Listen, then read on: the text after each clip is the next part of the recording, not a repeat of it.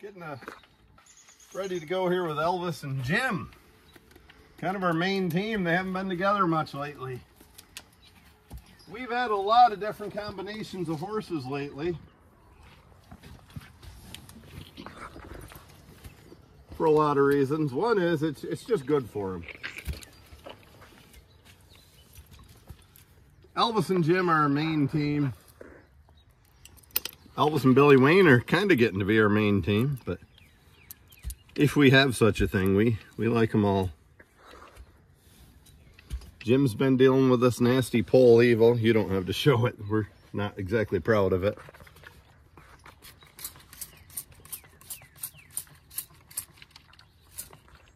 We'll get his face in a minute. Sorry, buddy.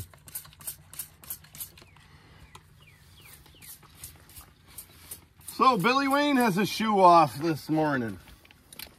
No idea why. It was on there good. Happened on the last hitch of the day yesterday.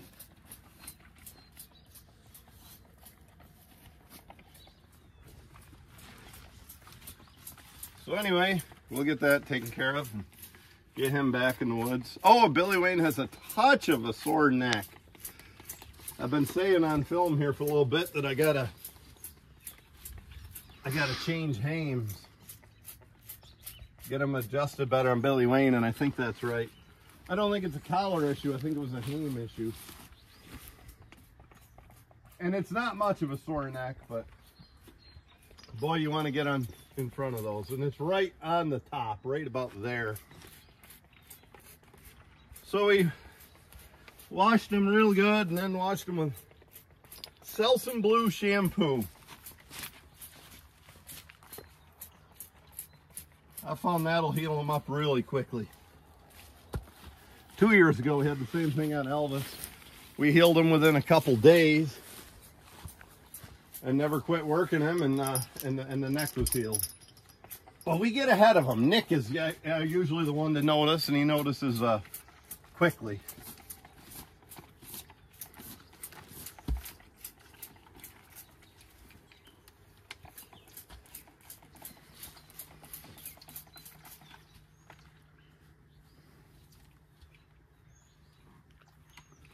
So I get BW or Jimmy, whatever horse we have today.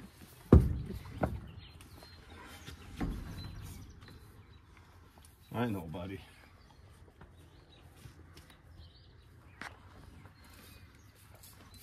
We'll get this pole evil behind us someday. Well, I don't know if you ever get it behind you forever.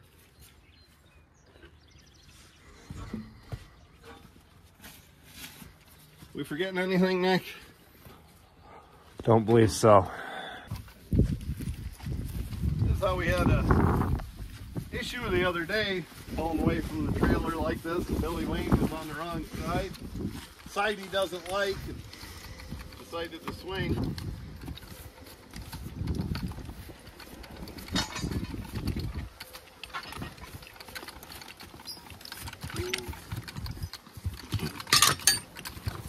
Flies are driving Jimbo crazy today.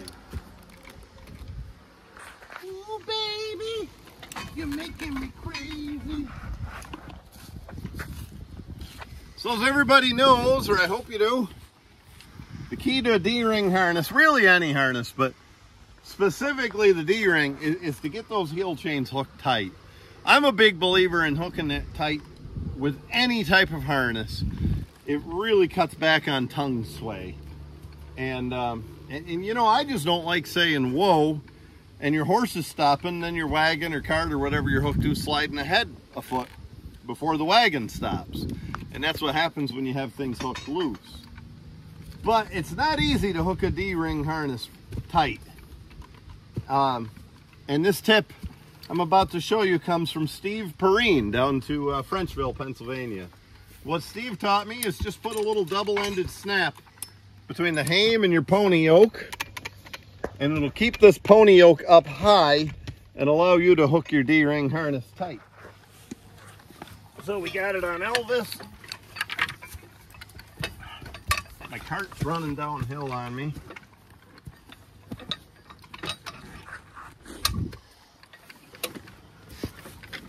Hey. I taught a horse a lesson about shoving his head into me last night. So, these are up nice and high with a double-ended snap. And now I can hook this alone easier. And there are a couple different ways to go about doing achieving what I'm doing. A lot of times we back up against a log or something like that, and when they do that, it pushes the tongue up in the air. I do that a lot, but I don't love to do that. I hate teaching the horses to sit in the britchin like that.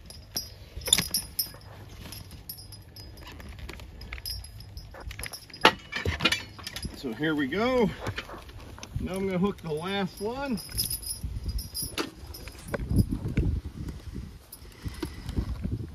And I get the heel chain ready, and I just put my hip on here. And you notice that lifts the tongue nice and high. And you notice Elvis is boy. Whoa. Prince of the farm he is. He didn't need to take a step ahead. Silly. So, we're all hooked. Now, the one way some folks do that, the same thing I just did, they loosen this strap, and then after everything's hitched, they tighten that strap. That's a good way to do it. Sometimes I get these tongues bent and the straps don't function correctly. But the Steve Perrine method seems to work pretty well for me. Thank you, Steve. And I just come up here and I unhook these little double-ended snaps that we kind of use for a lazy strap.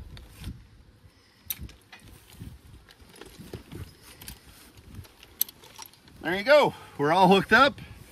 No weight on the collar. 0 weight on the collar. And the D-ring is doing its job.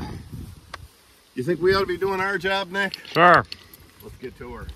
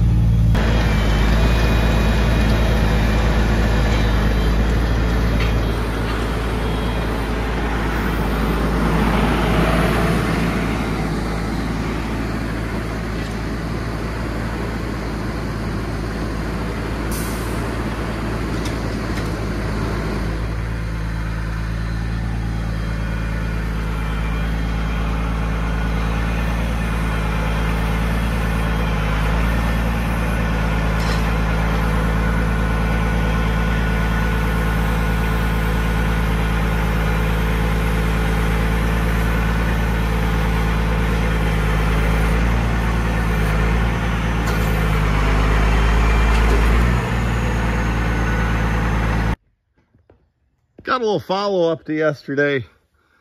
Had a log truck here, cleaned everything up nicely.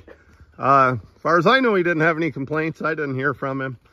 Had a couple of reject logs up here. They're actually half decent ash, but they split real bad. Or they have black track. I don't know which. Let me look. They have black track. So, folks, this is black track down here on the bottom also. See a little bit right there. Big old pink axe. No problem. That'll go right in the stove. They also split and opened up. I should put some flitch savers in them. Anyway, this is all opened up. Clean, new room to work. And log truck driver worked from back to front, as any smart driver would. And when he got up here, and he could park in one place and do this, because I tried hard to get the logs, you know, into good spots. He stacked the logs up nice for us.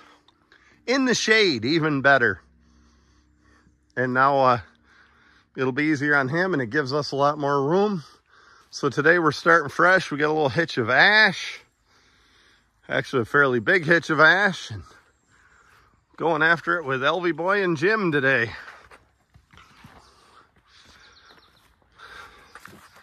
A lot of ash to finish this up. What do you think of logging, Elvis? You've done a lot of it, huh? Oh, Elvis. And Jimmy has returned to the woods. We're getting a little better on that pole evil with Jim. Billy Wayne's got a shoe off. That's why he's not here. Hey, Jimbo.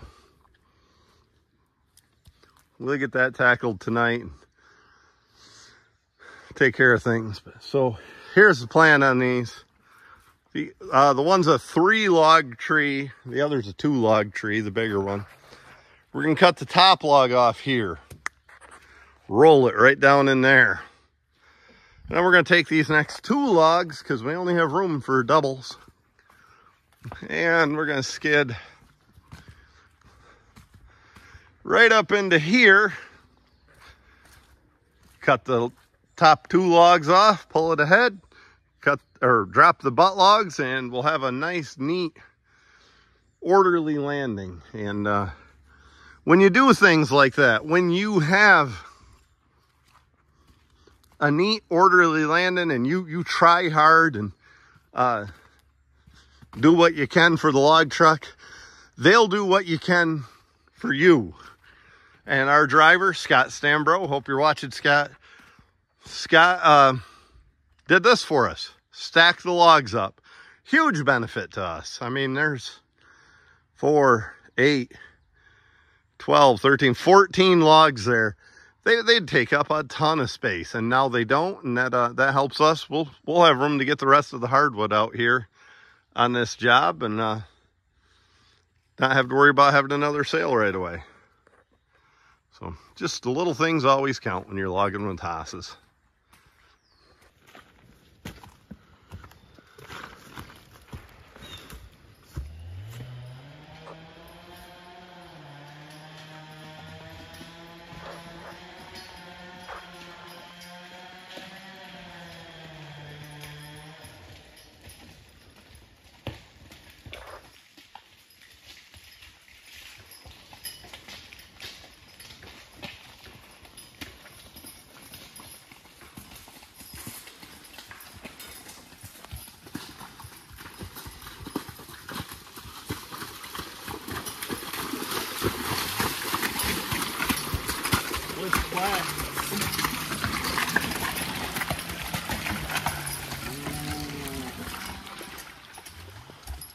I'll tell you what you don't realize when you drive a lot of horses.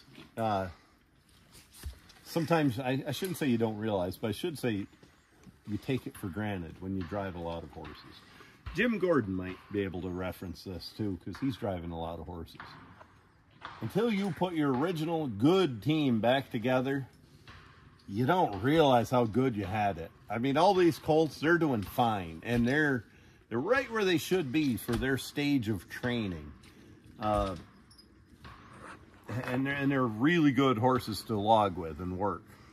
And then you drive Jim and Elvis and you realize what a good horse really is. I'm not saying they're going to go win a lot of horse pulls. I'm saying they're a tremendously good logging team.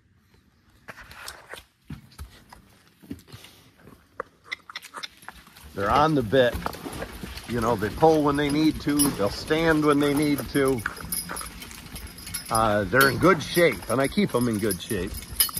I've worked these guys so long. I've worked them so long. Everything's dialed in on the harnesses. I don't have to worry much about the harness or the collar and hame fit and stuff. I got it figured out. And since this team stays in shape and they're mature, they're not growing, you know, it's consistent day to day. You know, those younger horses I'm working, and Zodiac's growing, and Billy Wayne's getting in different shape. Little Ziggy's growing. We're going to get him back out again. Not in the woods, but working, driving. Anyway, they change. You know, even if they get lighter, their neck might get...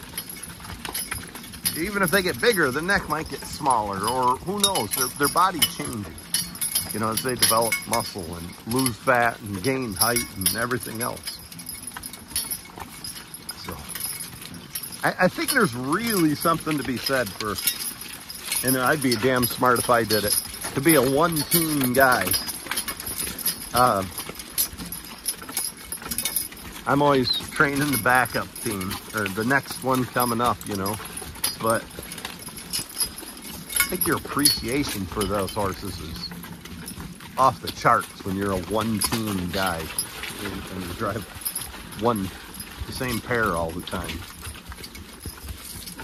Yeah, I think of the movie, the documentary, it was a Made Here, a Vermont Public Broadcasting Service documentary on Chester Grimes and the bond he had with those horses. You know, Chester's one of those Yankees who was a little loud here and there, but that's just the tone more than anything. He really wasn't. And what a bond.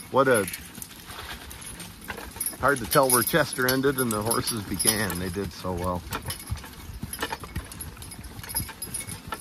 You know, growing up, we had a main team. And then a couple years later, the next team was the main team. And used them every day farming, every day feeding hay out in the fields in the wintertime to the sheep, logging, all the stuff. And it's a great bond you have. I guess there's a reason some of these horses become your main team. And by the way, we had a down week or two with Jim pulling. He isn't done. I mean, Jim's going to get back to form. We get that head healed up the way it should, get him feeling really groovy, and I think he's coming there. He's acting really nice now.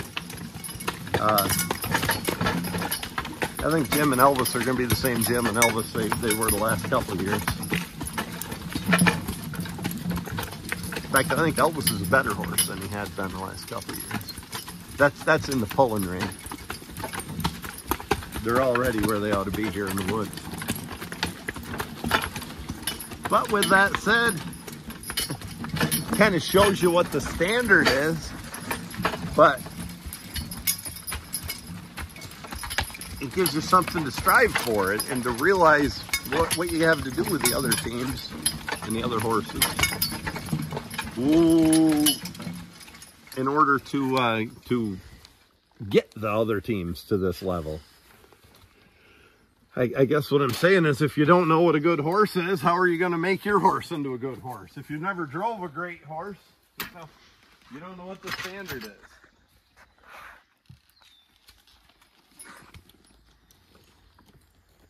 This doesn't amount to much. Kind of in case one of these elevators breaks. Jim's amounts to a little bit more. That's pretty wide gap on there. And I actually tightened Jim's extra top hame strap up a little tighter. But everything fits good. He's never had a sore neck or anything like that. Well, I got decent hitches, soft maple. As I've showed you folks, soft maple, it's kind of a grayish bark. And the bark is physically soft when you touch it.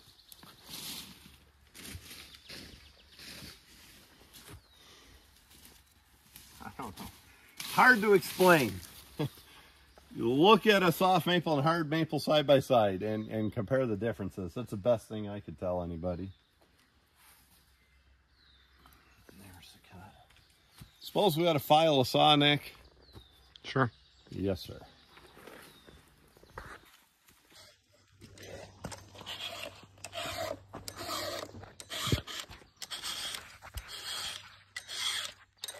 About time to get after the rakers, but raker file's in the truck, flat file is, and that truck's out there a good ways. We couldn't get back here with the mud today.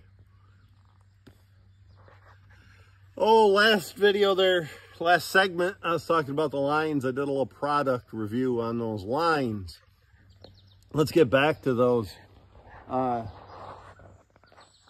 They were not just wet. They were covered in mud, and maybe that's what made them particularly slippery. I just went in and got this hitch of soft maple, you know, and I thought I rather liked the lines. So, you know, maybe it's situational. I do know what my preference is. We'll get back to that. I do have a good set of leather lines at home. They're hanging on my pulling harnesses. And I'm probably going to keep them there.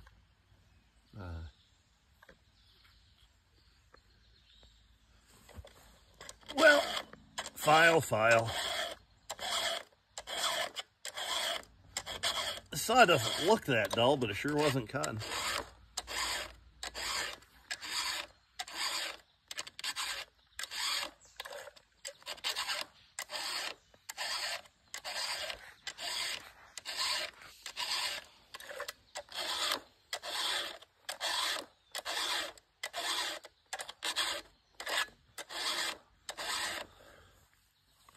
It's not hard to make a saw dull cutting up behind horses.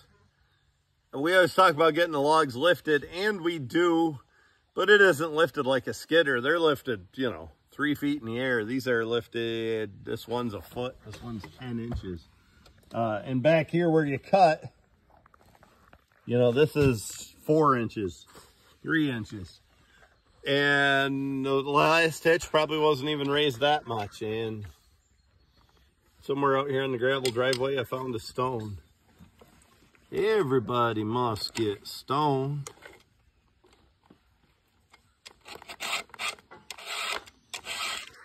I know guys, especially with skidders, on their landing saw, who've used the carbide chains with pretty good success. I've never tried one. Instead, we file.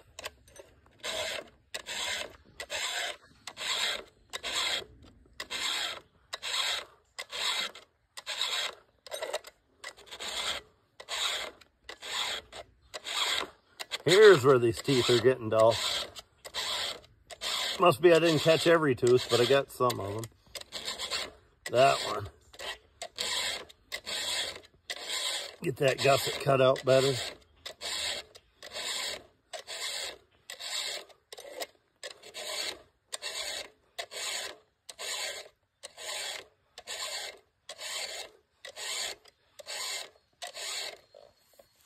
By the way, filing a saw like this is not how I grew up.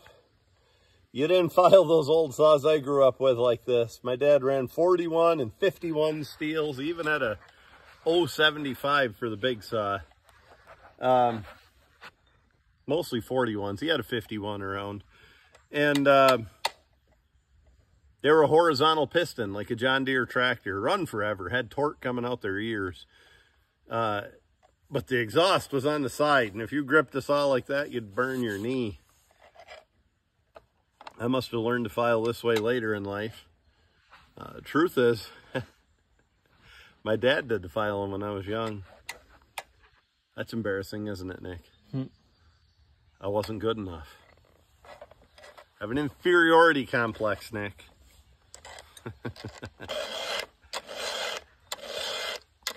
Truth is, even when I started logging on my own, my dad would do a lot of the filing. I'd file in the woods. And a lot of times my dad would show up at lunchtime to tell me I wasn't doing this right and that right. And pick on me. And then tell, the log truck driver, whoever was there, what a good job I was doing. But, that's the nature of relationships when I grew up. Father and son relationships. But we didn't worry about self-esteem back then. We worried about the opposite. We didn't want some kid to get a big head. But anyway, he'd file them at lunchtime for me. After a while, he said, I'm done with this. It's time you learn to file a saw. And I got pretty good pretty quick, actually. Started cutting for a log skidder. 98, maybe. It's funny when I say 98, I'm sure some of you watch and think, wow, that was a long time ago. And others are like, oh, that was just yesterday. I'd already been logging 20 years. But I'd logged with horses for a while. 98, I would have been 22. Started cutting for a log skidder. And I figured out pretty quick the best way for me to keep up with a skidder and not fall behind is to keep a sharp saw. Learn how to file a saw well. And then once I got good at it, I learned how to do it quickly. And shit, I got to where I could keep up with the skidder lay the hitches out, help them pull cable. And I got to where I could cut for 2 skidders. Still laid the hitches out well. I didn't always pull cable for 2 skidders, but sometimes I did, hook chokers. That's not near as intimidating as it sounds. You're moving a lot of trees in a day, but when you're cutting for 2 skidders, they're keeping your trees out of your way. We're usually taking around here with 4 log hitches, long skid, smaller trees. Maybe we take 5 log hitches behind the skidders we used to run. And you get 4 down and they're out of your way, and you get 4 down for the next skidder and they're out of your way. Was a lot easier than trying to work ahead and figure out where you're going to fall the next tree. I think I'd have a heart attack before I run the first tank out of gas cutting for 2 skidders today, or the skidder operators would fire me for being so far behind.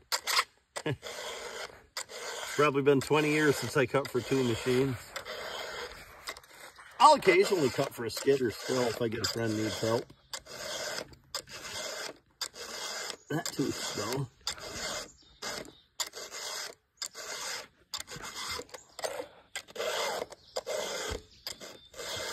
Around here it's cable skidders.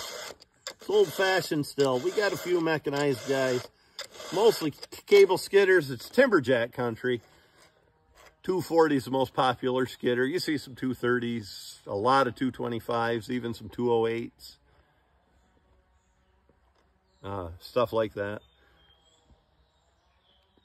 See 440 John Deeres and 540 John Deeres. A couple guys have some 360 and 460 timberjacks with the Cummins. 518 Caterpillar is a good model around here. You see some bigger stuff, but not a lot. Most everything's done with small skidders. The guy who's buying our logs buys 4 to 5 million feet of logs every year, and he has forever. Used to buy more than that. And he swears in the neighborhood of 1/3 of his logs are skidded with horses. So I'm pretty lucky where I live. You know, a lot of folks always tell me that, but I'm lucky to have other horse loggers around.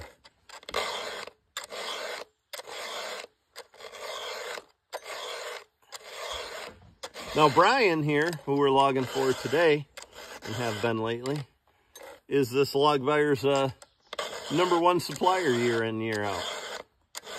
Obviously, Brian with horses doesn't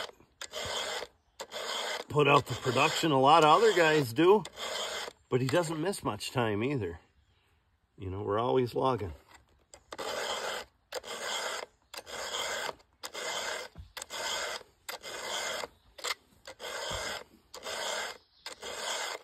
Sharp?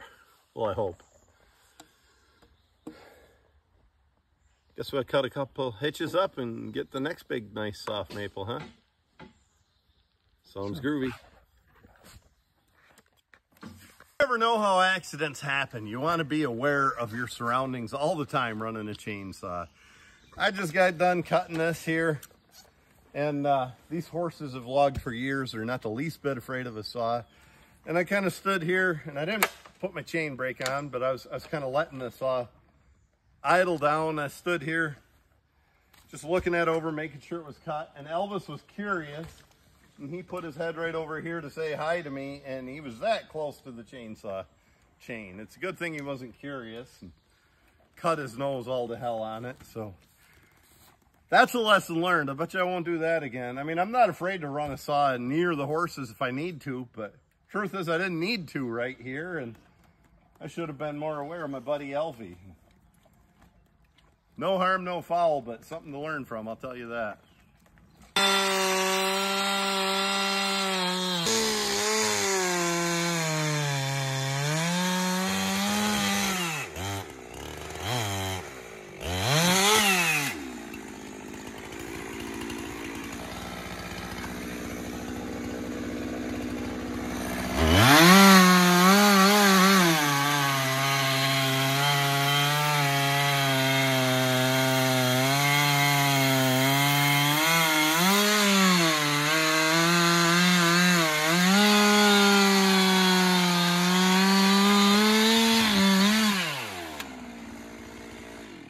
Guess what? What? I probably didn't hit anything, but I'll bet we'll be filing again soon with all the mud. Yeah. So speaking of all the mud, folks, I want to show you something surprising. I'll be right back. Soft maple that grows on wet ground tends to get wormy. And this grew in wet ground, quite wet ground.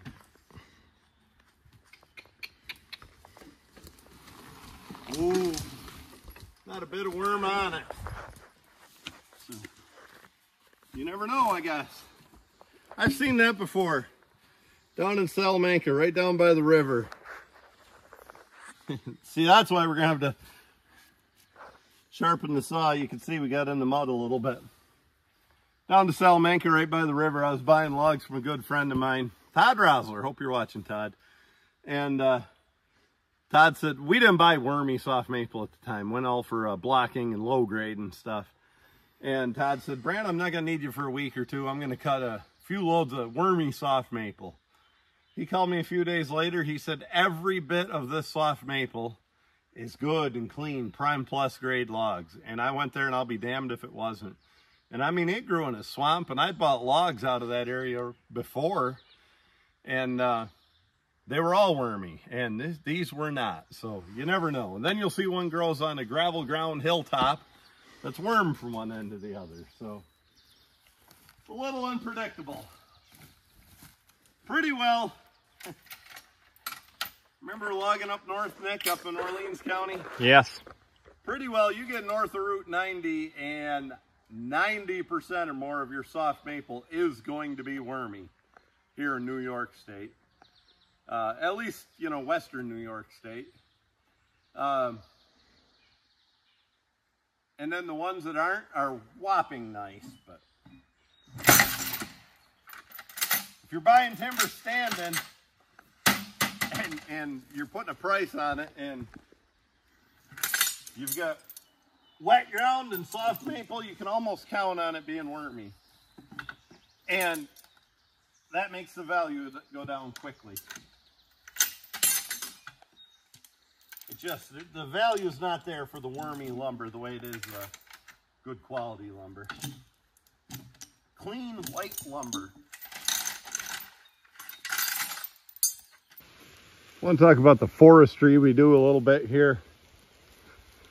Opening things up so the next generation of trees can grow is what we do a lot. I don't call it worst first. That's not exactly what we do, and we're not high graders either. By God, we wouldn't be taking these cherry and some of this junk we're taking, especially these ash, if we were high graders. So we got 3 decent sized cherry right here, some smaller hard maple, and a nice size hard maple right here with a good place for it to go right straight ahead. Look right down there, we got a hole in that hard maple. So I thought about not cutting this. This will be the last tree, hardwood tree on the job. But we're going to take this. Once I saw that hole, and it's only going to get worse, not better. So for the woods, the right thing to do is to take this tree. Let me take you for a walk here. So yeah, got a lot of nice young stock around here we're protecting. Oh, you see some nonsense like a beech that we didn't cut. But anyway, that's not why I'm taking you for a walk. Wanted to show you the little things that you got to learn to appreciate if you're going to work in the woods. I thought this was beautiful. Maybe you'll disagree, but check out this stump. Check out those tiny little fern growing all around it. On every bit of that old stump from when Brian logged this last. I thought that was too cool. It looks like carpeting almost. Whoa, Nick. There's the horses. Whoa. Nick's telling me, by God, get some trees on the ground. We want to get out of the rain. Here comes the rain. And I said, it's all right. Jim and Elvis don't mind the rain. How do you feel about it, Nick? I don't like it. I don't like it. Right. Who does? We got to make a living.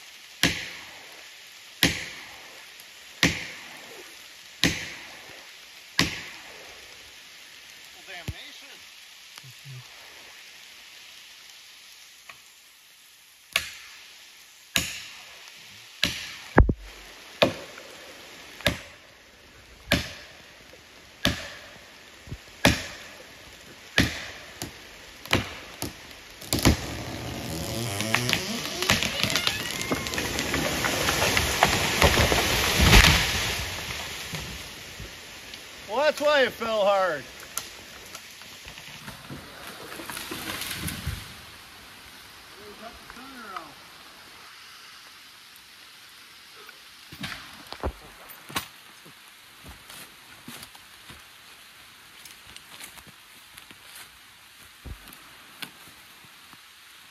Foolishness.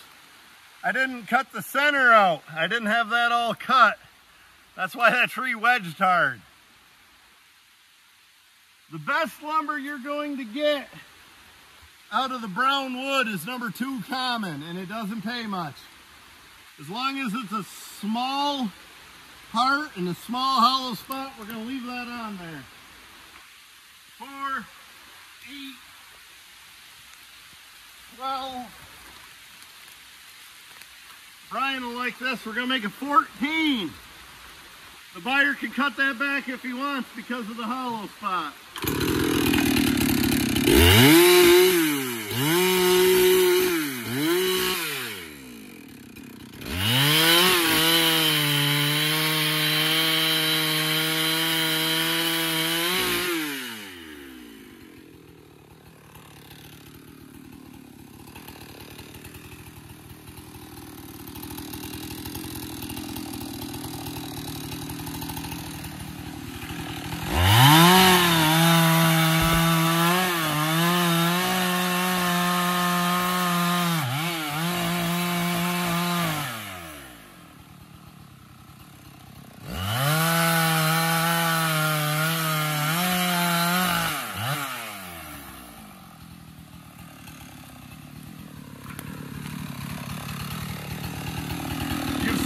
before, I always tend to cut these. One, they're a scissors action, and that can pinch your chainsaw. Two, it'll just look better.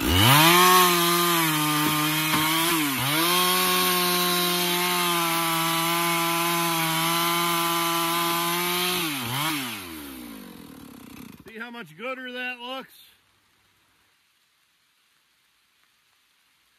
I don't know what to do here. I kind of think this is the right move.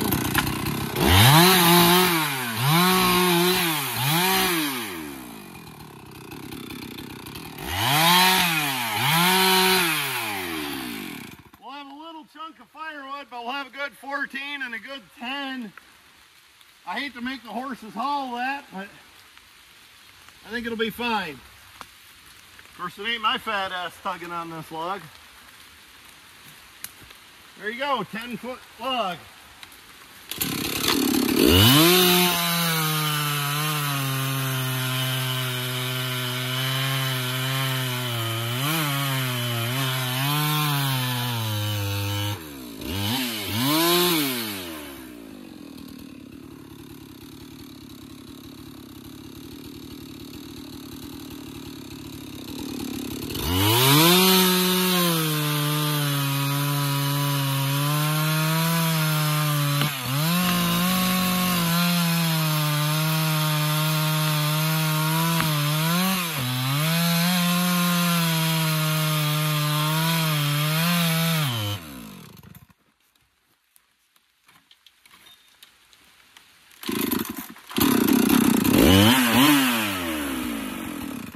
Hook neck and get out of here.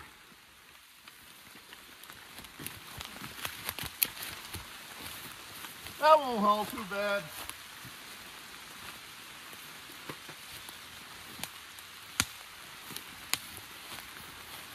Here. Getting this last tree out of here. Getting this last maple tree out of here. Nick's hooking the choker. I was hitching horses with some buddies last night.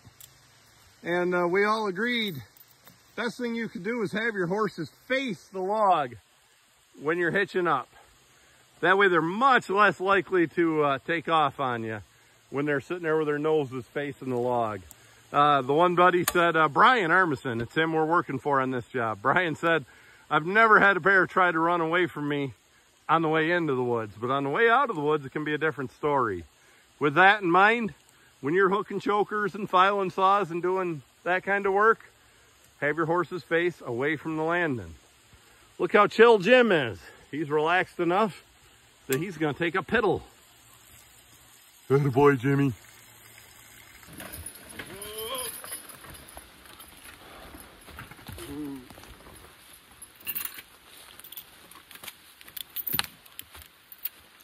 There.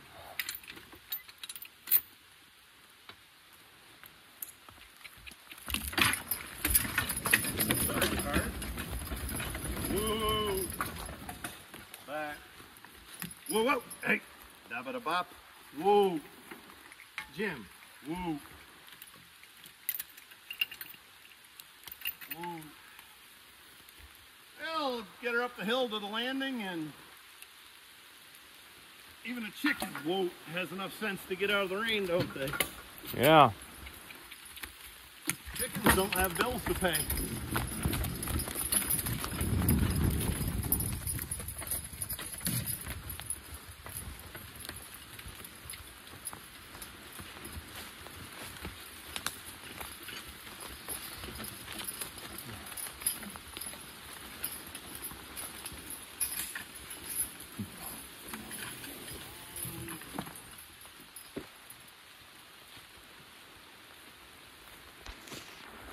All right, son.